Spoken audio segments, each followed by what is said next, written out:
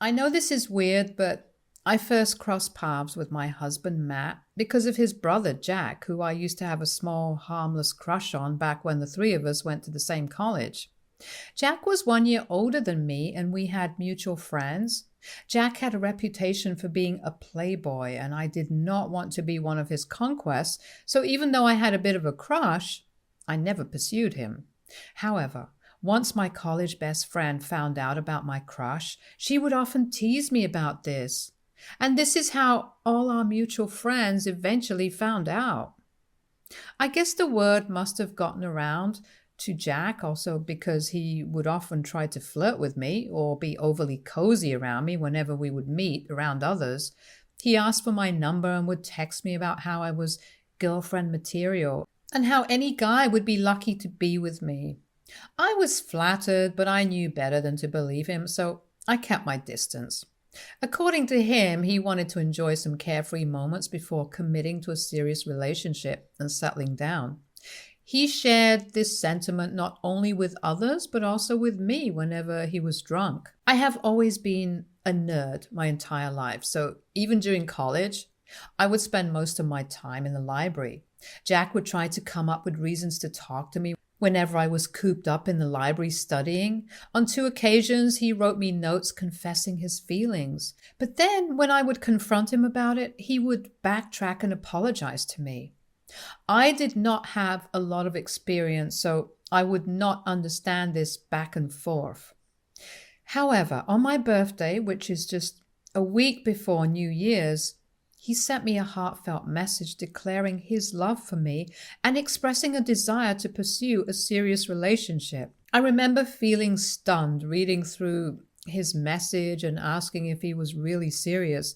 Jack told me how he wanted to see me on New Year's so he could propose to me officially. One of our mutual friends was hosting a New Year's party, so we all were supposed to go there. Although Jack seemed sure about me this time, I was a bit hesitant if I would accept his proposal. I guess it's when you have a crush on a cute guy, but then once you slowly start to know him, you don't feel the same anymore. When I reached the party, I noticed that Jack had not come alone. His brother Matt had come along with him, and this was the first time Matt and I met each other. Matt seemed sweet and considerate, unlike his brother. He was shy and disliked attention, and we had a genuine connection right from the start. Overall, Matt seemed to be the complete opposite of Jack. Throughout the evening, Jack would deliberately avoid me, which I was completely fine with, but it did seem a bit odd since he had confessed his apparent love to me just a few days ago. I wanted to talk to him about how I was no longer interested in him, but Jack took care of the problem himself when I found him kissing one of our friends in the kitchen during the party. When Jack saw me standing, he immediately started to apologize to me, thinking I might be hurt by his actions. I asked him if we could talk for a bit, and he agreed. This is when I told him that it was best for us to date other people and that I no longer had a crush on him, so he should not apologize to me for kissing anyone.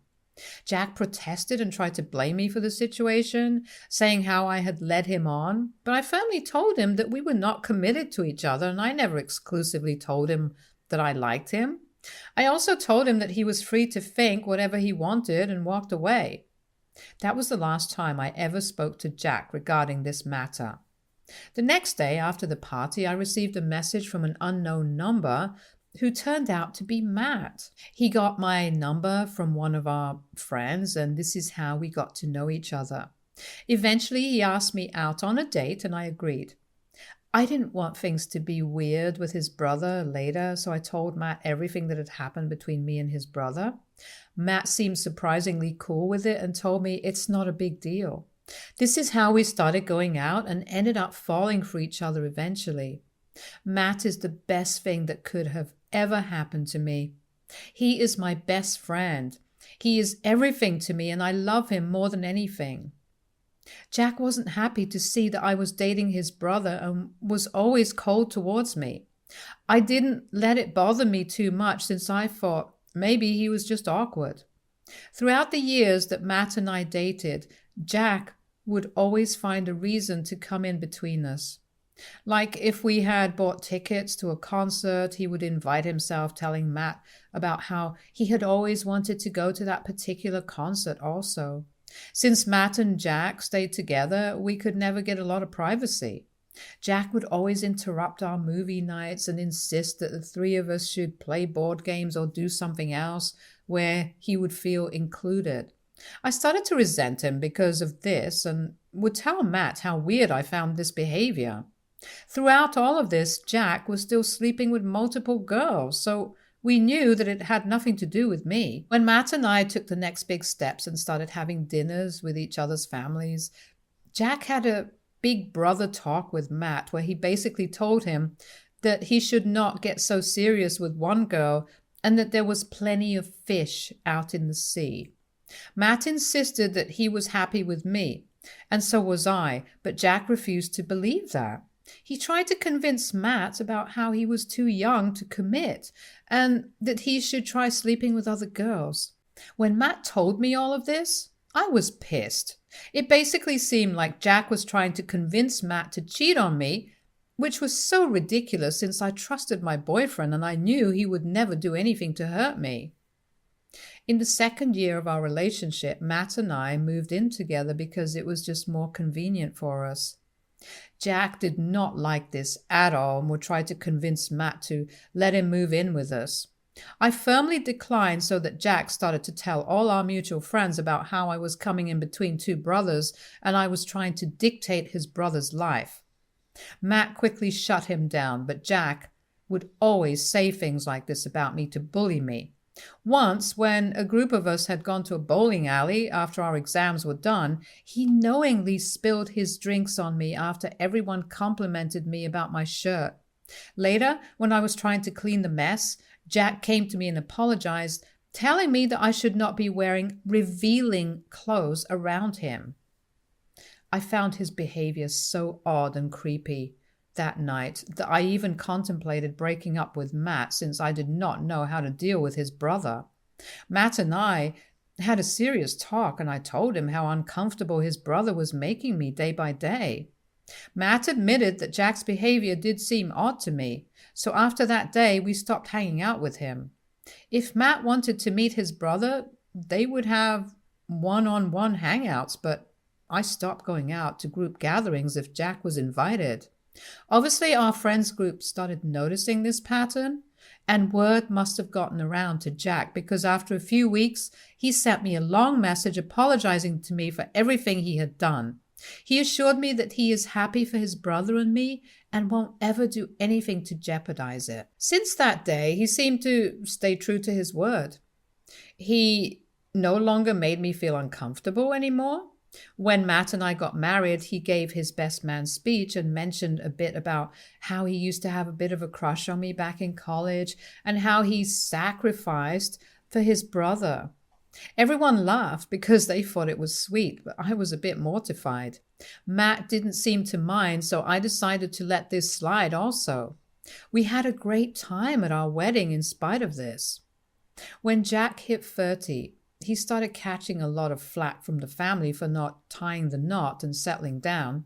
His parents would always urge him to find someone serious and stop sleeping around, but Jack would just laugh it off.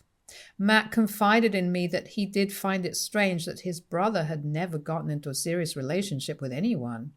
According to Matt, his brother was a good-looking guy, well off, and had a fun personality, so it was a bit odd that he was still flying solo. Matt would always try his best to talk to Jack in an attempt to convince him to give up his wayward lifestyle and settle down for something more serious. 2 years ago, on my birthday, my husband surprised me with a small party with my close family members and friends. I generally don't like having big celebrations, so I was really happy with the number of guests. I was opening my presents in front of everyone when I came across a big box given to me by Jack. Jack immediately insisted I should open this later, so I agreed and moved on to the next gift. Later at night, Matt and I were cleaning up after everyone had left when I remembered Jack's gift. We sat down to open it when I was shocked to find a heart-shaped box filled with chocolates and a diamond necklace in the middle of it. Matt was taken aback as well, since the necklace clearly seemed expensive. He felt like it was the kind of gift you would give to a girlfriend, and I agreed. I told Matt that he was free to give back the necklace to his brother, but Matt told me that it might seem rude to do that since this was a gift. Although Matt tried to laugh it off, suggesting that his brother might have been clueless about what to give me since he was still a bachelor, I could sense a hint of concern in his expression. Wanting to avoid any unnecessary tension, I decided to put the necklace in my drawer and almost forgot about it. Last year, while cleaning my drawers, I rediscovered the necklace and started playing around with it. To my surprise, the necklace opened up, revealing a hidden compartment inside. I found a note with very small handwriting. Intrigued and somewhat apprehensive, I carefully unfolded the note and was stunned by its contents. It was undeniably Jack's handwriting, and the message was simple yet impactful. I love you. I felt like puking when I read it, as I was so disgusted by what Jack had written to me. That night, when my husband came back, I showed him everything. His initial reaction mirrored my own surprise, but he was pissed off at Jack for pulling such a stunt. Together, we contemplated how to address this revelation without causing further discord in the family. We called mother-in-law and father-in-law to talk about this. Father-in-law was stunned after hearing this, but what I found suspicious was mother-in-law's lack of reaction. She immediately went to defend Jack by saying how he could have written that in a platonic sense. Father-in-law snorted, sitting right next to her, and told her that regardless of whether it was romantic or platonic, this was clearly inappropriate. Matt was firm that he wanted to confront his brother about this, and father-in-law agreed. Mother-in-law tried to defend her baby boy, but the men didn't listen. We invited Jack to have lunch with us the next day since Matt wanted to talk to him face to face. During lunch, we gently brought up what he had written to me, and Matt took out the small note to confront his brother about it. I watched Jack's face flicker with worry and panic when he saw the note in Matt's hand before he tried to compose himself. I firmly told Jack that I found this very inappropriate and I could not let this slide any longer. Matt chimed in to question Jack if he perhaps had any feelings for me, since that seemed to be the only plausible explanation. Amidst his laughter, Jack explained that he had been seeing a woman named Anna for the past year, but had been keeping the relationship under wraps. He revealed that he had bought similar necklaces for both me and Anna and had written the note specifically for her. He confessed that he had no idea the necklace with the note had accidentally been given to me and assured us that he had no romantic feelings for me whatsoever. The revelation left us speechless, the tension in the air dissipating as we processed the unexpected turn of events. This did seem like a plausible explanation. Matt questioned him a bit more about this mysterious woman, and Jack showed us pictures of him and Anna. She was stunning, and he genuinely looked happy. I felt light and happy hearing that Jack had finally met someone he loved. Jack apologized to us profusely, sincerely for the confusion, and promised to be more careful in future. The three of us had a hearty laugh and never brought this matter up. Eventually, Jack got married to his girlfriend Anna. She seemed to be the perfect woman for him. Both were quite adventurous. Everything seemed to be going well for them, or so we thought. This year, we found out that Jack was caught talking to several girls on dating apps and cheating on his wife. But the wife wasn't innocent as well. She had also been sleeping with one of her co-workers. Both of them decided that they were clearly not right for each other, so they would be proceeding with a divorce. Jack moved in with mother-in-law and father-in-law and has been staying with them for the past 2 months.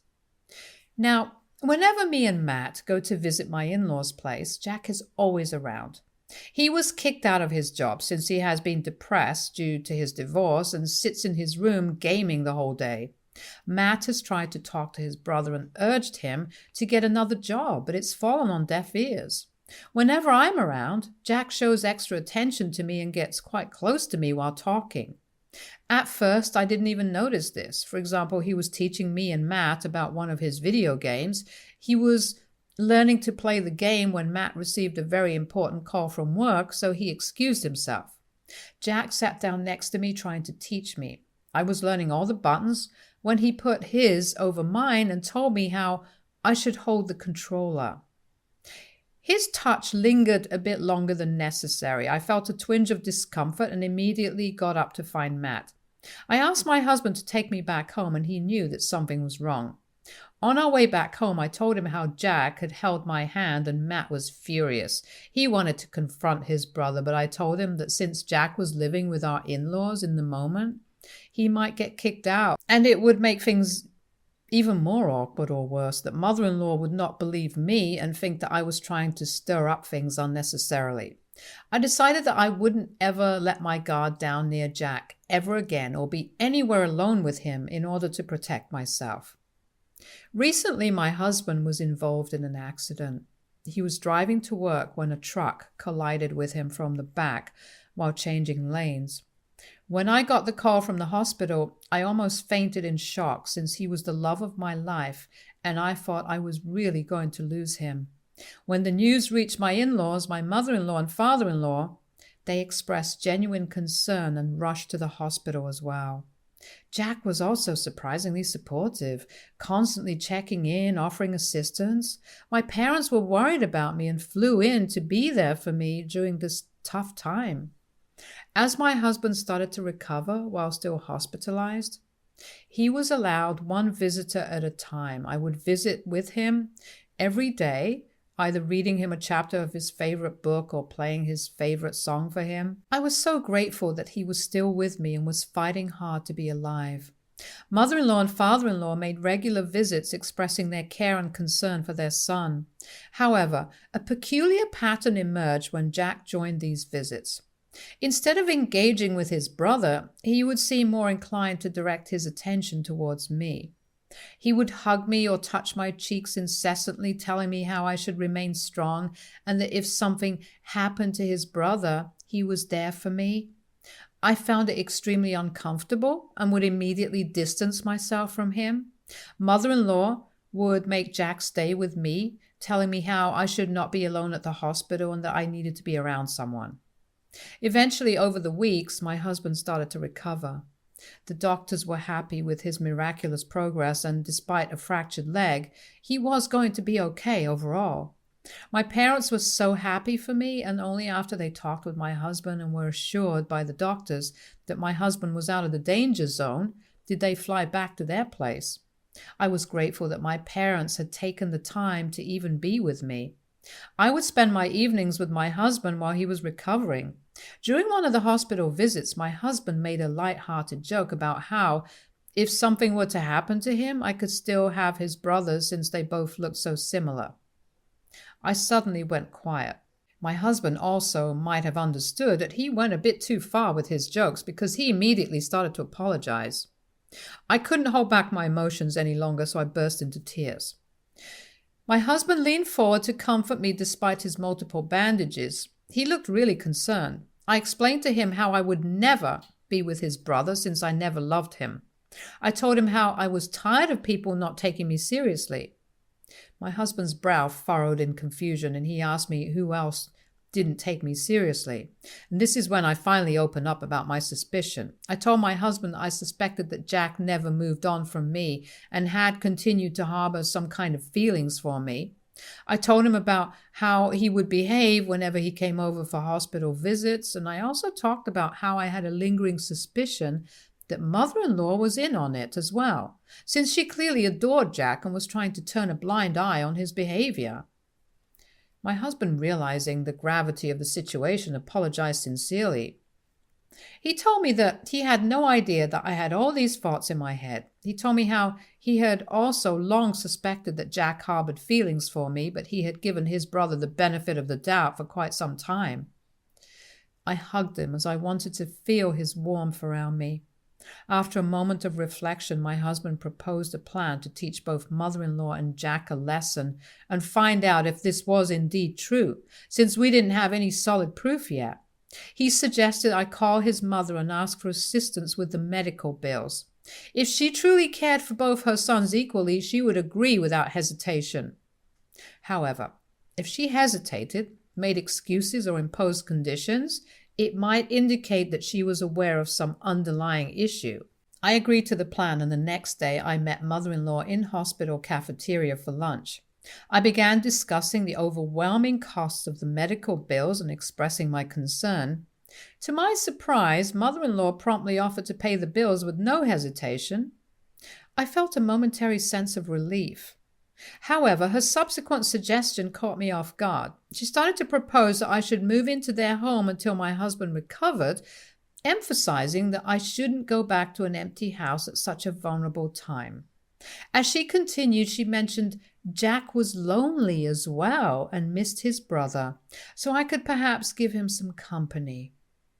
The discomfort and disgust I felt in that moment were palpable, but mother-in-law seemed oblivious to the implications of her words.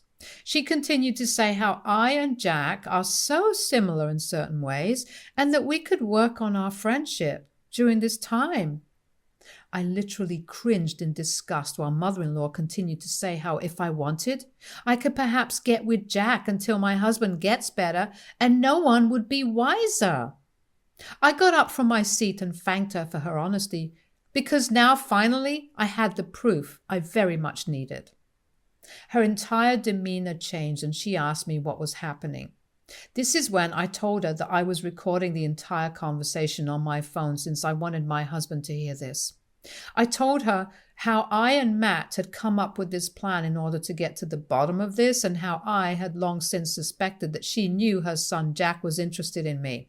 Mother-in-law tried to calm me down and tell me how, as a mother, she knows when her sons are in love and how Jack rightfully deserved me since he was in love with me first.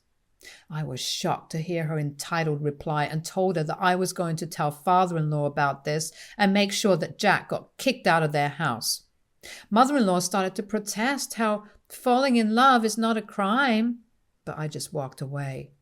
My husband is still recovering, so I'm worried about giving him such bad news. I don't know how bad he's going to take this. I don't want to mess up his health further by telling him how disgusting his mother and brother are. Mother-in-law has been sending me multiple messages about how I am trying to break up the family and how I need to just let it go, but I refuse to forgive her. Will I be an a-hole if I expose Jack and mother-in-law's plan all along to father-in-law? Update 1. My husband is getting better in the hospital, and I'm right here with him, reading comments on Reddit. It feels good that strangers understand what I've been through in the past few years.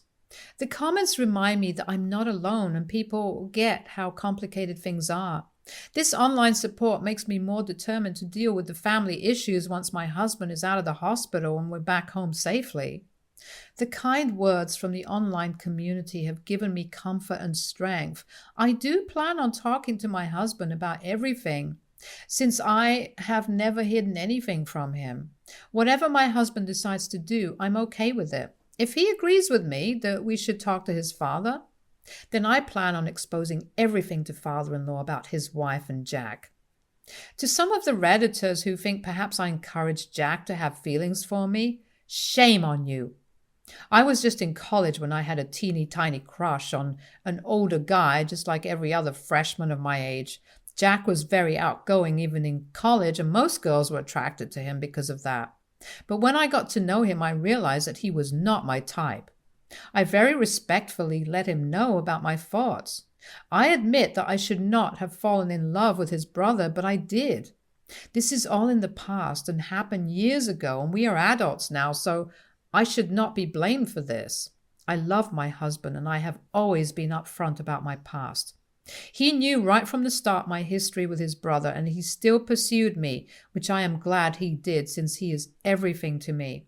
He is the guy I married, have stayed loyal with, and one day hopefully have kids with also. I would also like to clarify that we never actually had any issues paying the medical bill, since both Matt and I earn quite well and we have health insurance. We just came up with that plan to try and bait mother-in-law and see her reaction. Unfortunately for her, she fell hook, line, and sinker for that plan and exposed what I had long since suspected. Looking back, mother-in-law did push me a lot to be close to Jack and would even make him sit next to me all the time during family dinners. I have no idea what possessed her to even think I could agree to her plans, but I don't want to waste any time thinking about them. As a woman, I'm so disgusted and repulsed by her thoughts and actions that I can never feel safe around her ever again. Update 2. It's been 1.5 months since I last updated anything. It has taken me some time since I've been busy with my husband's recovery. I am happy to write that he is finally home and almost completely recovered. He seems to be doing well. Yesterday I finally got up the courage to tell him everything. He already knew something was wrong since Jack hadn't even once visited him after my talk with mother-in-law. Although father-in-law regularly checks up, mother-in-law never calls my husband, and if father-in-law pushes her to talk, then she just asks a few questions to make it seem like she's interested. When my husband found out that mother-in-law had come up with such a ridiculous plan, he even burst out laughing. Then he heard the recording I had, and I could see the pain behind his eyes. He told me that he had no idea that his own mother could have done something like this by going behind his back. He asked me why I didn't tell him sooner, but I told him how I first wanted him to recover, and he understood. Matt told me that we should definitely talk to his father since this was a grave matter. He expressed that what his mother had done was outright disgusting, and what his brother had done to me over the years was unforgivable. I was glad he shared my sentiment, and we have both agreed to talk to father-in-law tomorrow and tell him everything. I'm a bit nervous about how this will go, so wish me luck. Update 3. In just a week, I have managed to turn both Jack's and mother-in-law's lives upside down. When Matt finished talking to his father about everything, the first thing that father-in-law did was apologize to me for what his family had put me through. He told me that I was as much his daughter as Matt was his son, and that I should never have hesitated to tell him all this. He apologized on behalf of Jack and promised me that Jack would never dare bother me again. After the phone call, it turns out that father-in-law confronted Jack, who was cooped up in his room, and screamed at him. Father-in-law is a 6'2" army vet, so you can only imagine how fearsome he turns when he's angry. He ordered Jack to get out of their house when mother-in-law came to his rescue, and he gave his wife a scathing rebuke for her outrageous plan. Father-in-law told mother-in-law off. He told her how ashamed he was of her actions, and that as a mother she should have taught Jack better than this. Yet she continued to allow him to turn into such a pervert. Mother-in-law started to cry, but father-in-law was not having it and asked her to get out with her son. Both mother and son are now homeless. They have sent me several messages in the past few days telling me what happened with father-in-law and how this was all my fault. They are living out of a motel currently. Mother-in-law has tried her best to reach out to father-in-law, who's given her an ultimatum that she should go to therapy to understand why she thought it was acceptable to encourage her son to pursue his brother's wife. Otherwise, she was not welcome back into his house. Jack did call Matt, asking for forgiveness, but Matt told him how disappointed he was to have a brother like him and warned him to never contact me again, or else he and I were going to pursue legal action of harassment against him.